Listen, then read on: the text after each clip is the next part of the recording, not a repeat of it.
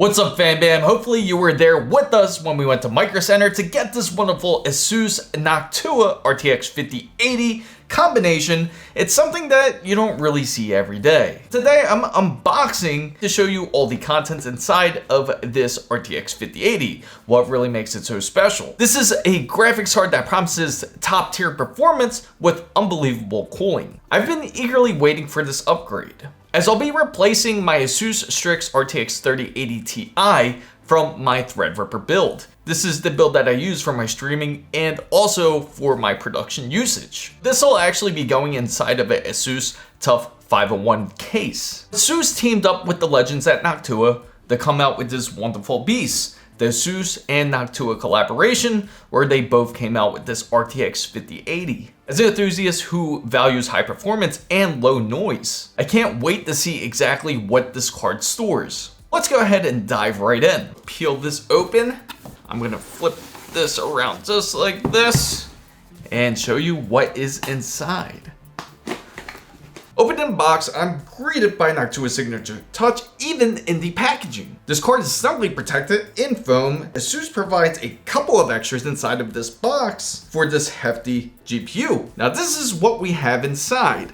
We have the RTX 5080 Noctua edition. It's massive, but more in a second. A GPU support bracket, which is held inside, which is the holder to prevent any sag. Pretty unique, and except it has the ASUS X Noctua collaboration, which is pretty dope. A 16-pin and 3x8 power adapter. Since the card uses the 12-volt high power ports, if your power supply does not supply this. But we will be installing it with a Be Quiet 1200 watt power supply. Then of course you got your usual paperwork here from ASUS. You just open this up here, and what it will provide is a quick start guide, manual, and literally some Noctua and ASUS branding, if you care to keep these. So the inclusion of the support bracket is very thoughtful and quite a necessary thing that we need, especially that graphics cards just constantly get heavier and heavier. Now I'm gonna be pulling this card out for the first time here, as it looks just like, man, this is big. Look how massive this beast is. If you didn't know this was an RTX 5080, well, you would automatically assume this is an RTX 5090, but it does have some customized fabrication with this RTX 50, especially with this collaboration with Noctua and ASUS together. The RTX 5080 Noctua is at a stunning over 15 inches. I mean, just take a look at this beast here. It's around 3.8 inches thick. It's actually making it one of the biggest GPUs that you can actually find in today's market. In fact, it weighs about 2.7 kilograms. That's about 6 pounds that's really hanging off of your motherboard.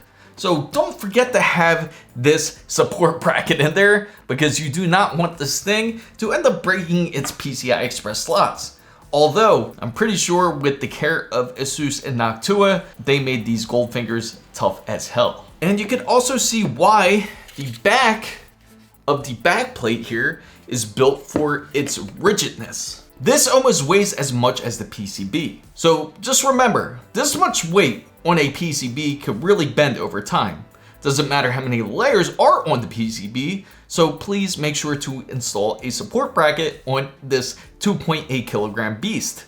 I'm definitely going to be securing the bracket and the mount to prevent any type of GPU sag. And obviously we don't have money to get a RTX 5090 Matrix Edition where it has that level indicator to tell you exactly how much this GPU is sagging. But on the safe side, the smart thing is just install the support bracket. But visually, when you look at this wonderful card, it looks just like something you would expect out of Noctua. Typical Noctua style. It features 120mm fans, 3 of them in classic Noctua style. The brown colorway, that's it in the chunky dark brown shroud. This design is actually pretty sleek. Considering the size, there's a subtle brown strip along the logo at the end of the card. But then they do have this wonderful ASUS logo that does show for it. It's a nice blend of ASUS and Noctua aesthetics. There's no RGBs here, so deliberate by choice.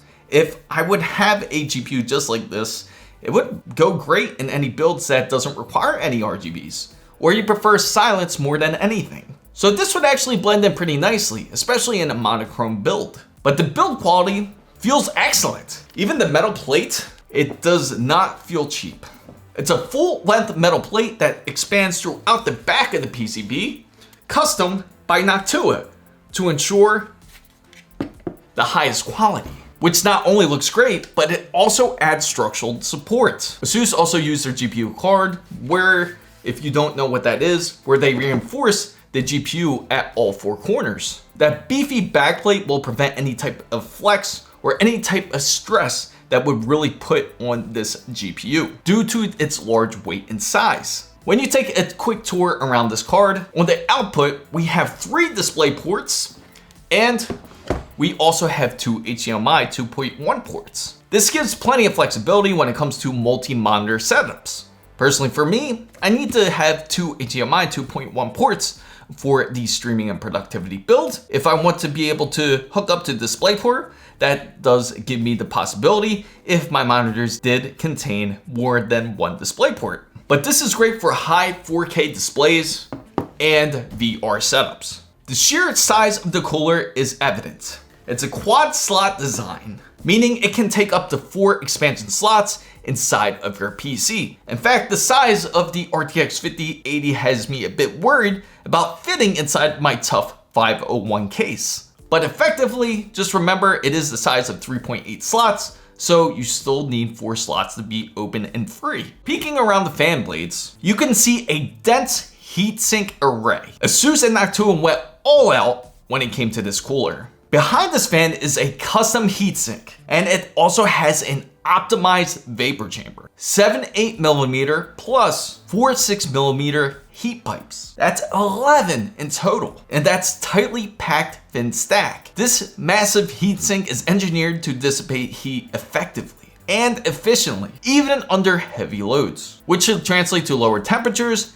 and quiet operation. Here's another neat detail. The fans that you see are not just here to be slapped on uniformly. Noctua actually has an offset for all 3 fans here. It's a PPA, PPB, and a PPA pattern. This is a clever trick to avoid any humming or vibration that can happen when identical fans run at the same exact speed. It's a phenomenon called beat frequency interference. It remains quiet and smooth sounding as possible. This is the NFA12 X25 G2 fans by Noctua, representing Noctua's latest 120mm fan technology. They offer high improved performance to noise ratio over that we originally had with the NF12 X25. We have 3 of the 120mm fans that Noctua has produced are the best in class. Before I install this card, let's quickly run by the keys and the specifications that this RTX 5080 does behold to see exactly what type of firepower that we're dealing with. So the GPU architecture is NVIDIA's Blackwell, GeForce's RTX 5080 series. It's the latest in NVIDIA's GPU architecture, succeeding Ada Lovelace. It brings generational improvements in performance, ray tracing, and AI processing. CUDA cores is up to 10,752, a hefty count of those cores computing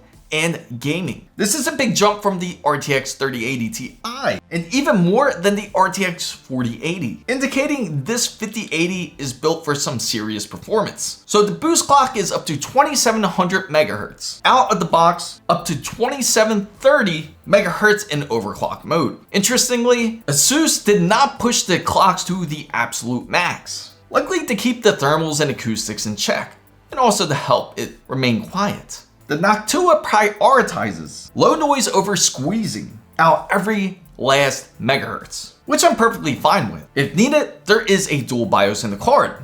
There's a quiet BIOS and also a performance BIOS. Preferably, I'm going to keep it on Q mode, but you can always switch it to P mode if you do manage to get your hands on this ASUS Noctua collaboration. In quiet mode, it runs cooler, and it does run slightly lower clocks. As easy as flipping the switch, when you go to performance mode, you get the 2730 megahertz boost clock, or aggressive fan curve, and it's great to have both of these options available depending on what you need. And the memory is 16 gigabytes of G7 memory on a 256-bit bus. This is the next generation VRAM that succeeds over GDDR6, also GDDR6X. It runs about 30 gigabits per second effective, which is a higher memory speed, which means a higher memory bandwidth, despite the narrow bus, compared to the RTX 3080 Ti. Even my 3080 Ti had up to 12 gigabytes. The 5080 16 gigabytes capacity exceeds it, plus the bus speed is much more quicker. It is extremely fast and more than sufficient for anybody who is planning to game or create content on this wonderful GPU. Now, the power and cooling, this card does have a TDP of 360 watts. So it's pretty power hungry, on par with high-end cards. ASUS recommends at least 850 watts pushed out on this card. This will be pairing with my Zen 2 Ryzen Threadripper processor, which is a 3970X. Make sure to have the firepower ready to go if you do install a high-end card such as this RTX 5080. And it is also ATX 3.1, which we will not be using the harness that is supplied. I'd rather not take my chances, especially when you spend so much money on a card like this, which is at MSRP at $1,599 USD. So make sure that your PSU is ATX 3.1. If not, you can use the supplied harness, but as mentioned, I am not going to do that. Most importantly, you want to ensure good case flow. Though this cooler, I suspect it will run cool anyway.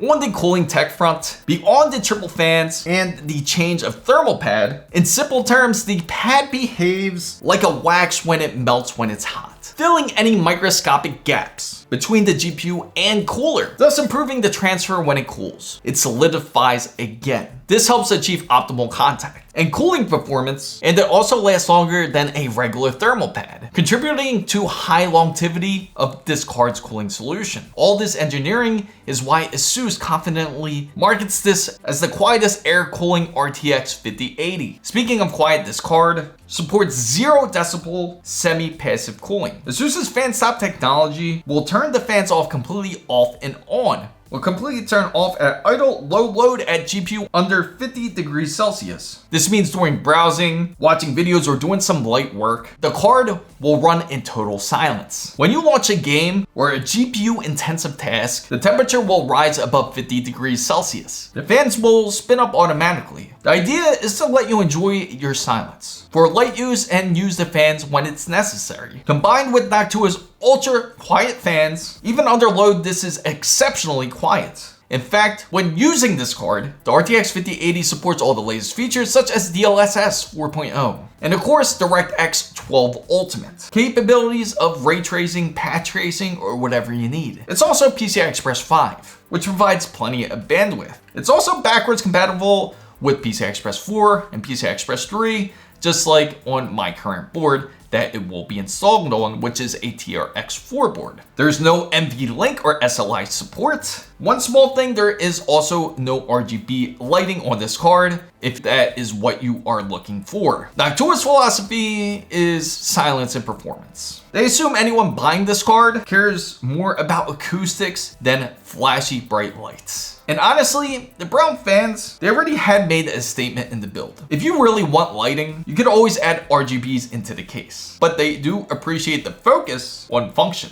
On paper, this card seems significantly performance uplift over the RTX 3080 Ti, along with the far superior cooling system than the acoustic performance. Stay tuned into my next video when I install this RTX 5080 with the Be Quiet 1200 watt power supply. And thank you guys so much for watching. This is Chris Mizo, signing out.